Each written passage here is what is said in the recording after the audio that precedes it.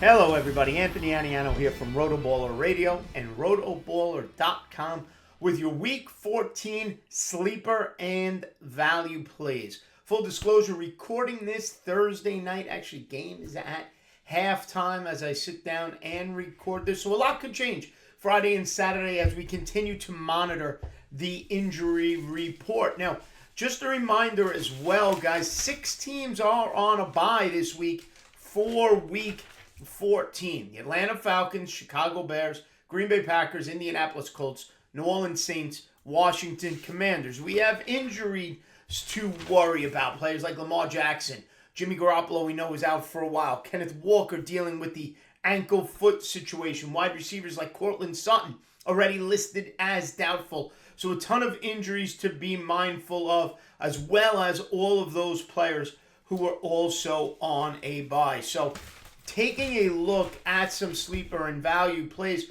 we'll start at the quarterback position, and he's been underrated all year.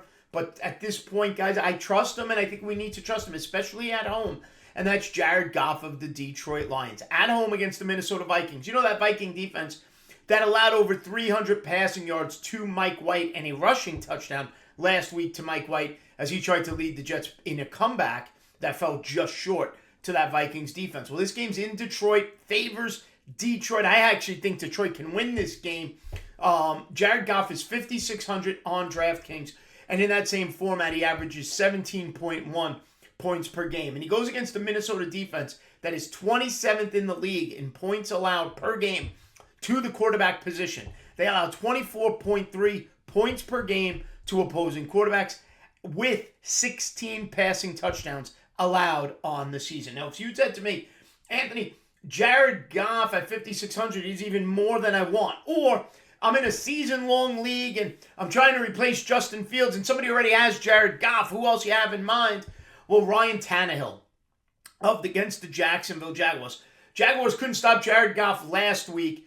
Okay, now the question with Tannehill, and here's the problem with Tannehill is, does the game script allow him to throw enough? It doesn't look like Treylon Burks will be cleared from the concussion. So the wide receiver room is sketchy. Robert Woods, Akine Westbrook. Is there enough there that it will allow Ryan Tannehill to throw the ball 30 times? If Derrick Henry's running over people, it's not going to happen. But he's 5,200 on DraftKings, 14.1 points per game. He's okay from the ankle injury. He's all right with that. No longer even on the injury report, I believe. Good matchup against that Jacksonville defense. The question becomes, with Tannehill, is the game script going to allow him to throw enough? If in a 2 QB league, I am using him. If you're completely beat up by injury and bye week, you may need to stream him because that matchup does favor him. At the running back position, 2 running backs, actually 3, I'll explain in a minute, to be mindful of. The first running back who I'm not fading out just yet, and I'll explain why, is Samaje Perine of the Cincinnati Bengals. Now, I get it. Joe Mixon is back. Joe Mixon is still the guy. You don't have to hit me up in the comments and remind me of that. I am well aware. However, with the running backs we have on a bye, okay, David Montgomery of the Bears, Cordarrelle Patterson of the Falcons, David Montgomery I mentioned of the Bears, both Packers, A.J. Dillon, Aaron Jones, Jonathan Taylor, Alvin Kamara, Brian Robinson, Antonio Gibson, Kenneth Walker dealing with injury. With all of those players out, you're out there looking for running backs. Guys like James Cook are going to be in the mix. You're going to be using 2 Jets potentially, Michael Carter and Bam Knight, all in the mix. With all these running backs beat up, and we're looking for a running back with a pulse. Samaje Perine, over the last 3 weeks, has shown an exceptional pulse. And that's why I don't think he fades totally away just because Joe Mixon has returned to the lineup. I think there is room in this matchup against the Cleveland Browns. The Cleveland Browns, whose run defense is about as forceful as a revolving door. It's a great spot. Mixon is a must-start. Perine works if you need that flex play who can catch some passes in a PPR format. 6,300 on DraftKings. That might be too much. Okay, he's averaging 10.3 points per game in that format, boosted by his last 3 weeks. However, in a season-long format, if he could give me 10 points in a week where I'm losing some running backs, like all the ones I've mentioned, He goes against the Cleveland defense that is 29th in the league against opposing running backs. They allow 28.4 points per game to the position, and they have allowed 16 touchdowns to the running back position already this season. He's not your RB1. He's maybe not even your RB2, but Samaje Perine has a possible flex play depending upon what your roster construct looks like. Now, the second running back, it's more of a team situation. I want whoever is the healthy running back for the Carolina Panthers to go up against the Seattle Seahawks defense. Now, right now, D'Onta Foreman did not practice Wednesday, was limited Thursday, and says he's going to play on Sunday against Seattle. That works for me. I've seen D'Onta Foreman run hard, run well, have multiple 100-yard games this season. The ball is near the goal line. They are giving it to D'Onta Foreman, and he's getting in the end zone. However, what I've done anywhere I have D'Onta Foreman is I've added Chuba Hubbard as well. My point being, I am utilizing that Carolina backfield against the Seattle Seahawks. Now, in DFS formats, D'Onta Foreman is 5,400. Chuba Hubbard is 4,800. Makes him an even nicer play in that format if D'Onta Foreman doesn't play. But he is trending towards playing. Seattle is 31st in the league against opposing running backs. They allow 28.2 fantasy points per game. They've allowed 14 touchdowns to the running back position. They are just as bad as Cleveland is when it comes to defending the running back. So give me that matchup. Again, I haven't even mentioned with Seattle and Kenneth Walker out, all their backups, whether it's DJ Dallas, whether it's Travis Homer, they're all listed as questionable. You're going all the way down to Tony Jones potentially. I'll take Chuba Hubbard. I'll take Samaje Perine, D'Onta Foreman over any of those other Seattle running backs not named Kenneth Walker if they're all listed as questionable. So monitor the Carolina situation. Foreman is good to go. Get him in your lineup. If he's not, I'll pivot right to Chuba Hubbard in my lineup in that smash matchup against a Seattle defense. And remember, Carolina's now on Sam Darnold, that quarterback. They're going to lean on the run, check down passes. Both of those will be a big factor, and that'll benefit those running backs, especially in a PPR format. At the wide receiver position, I'm going back to Detroit and Jared Goff. We know Amon-Ra St. Brown is a superstar, but give me DJ Chark coming off a big game. He was a top waiver wire ad. Okay, 4,300 on DraftKings. Sign me up for that. Averaging just under 8 fantasy points per game, but he's healthy now, coming off the injury, and that Detroit Lion offense is clicking. DeAndre Swift is healthy and back. Jamal Williams is still getting you touchdowns. Amon-Ra, I mentioned the superstar that he is. DJ Chark against that Minnesota Vikings defense. A Minnesota defense that is 30th in the league in allowing points to opposing wide receivers. They allowed 40.1, just a hair over 40 fantasy points per game to the wide receiver position.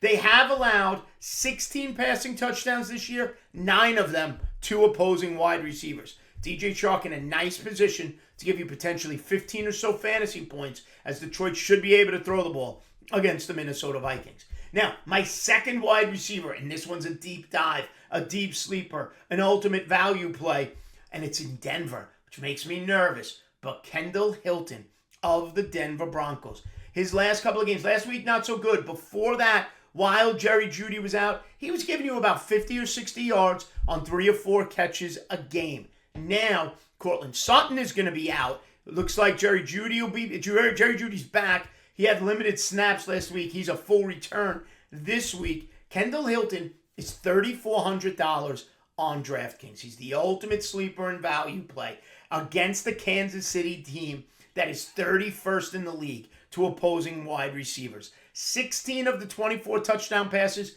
Kansas City has allowed have gone to wide receivers. They allow 38.5 fantasy points per game. Denver's going to be behind. Russell Wilson has to complete something at some point. He's got to throw at least 1 touchdown pass this game. Dulcich, Jerry Jeudy, Kendall Hilton, that's potentially the pecking order there. I get it. It's a value play. It's the ultimate sleeper play.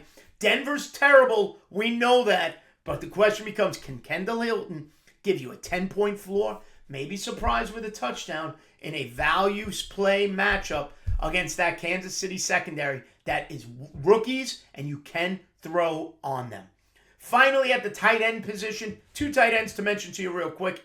Gerald Everett of the Chargers against the Miami Dolphins.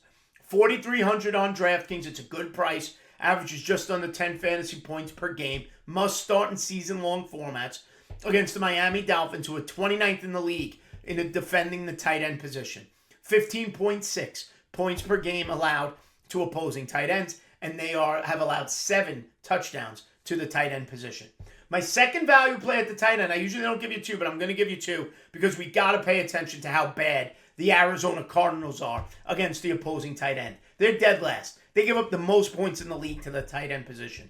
18.8 points per game to the tight end position. 9 touchdowns to tight ends. So that leads me to the New England Patriots and their tight end, Hunter Henry. Now, he hasn't been overly involved.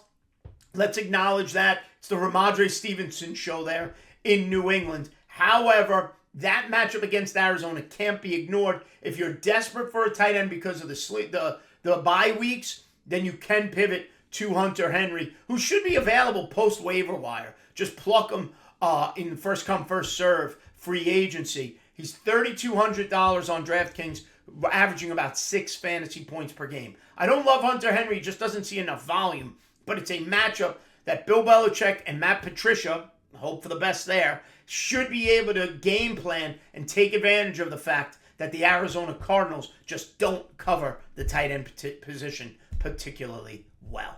Okay? So in recap, a couple of quarterbacks, Jared Goff, and to a lesser extent, Ryan Tannehill.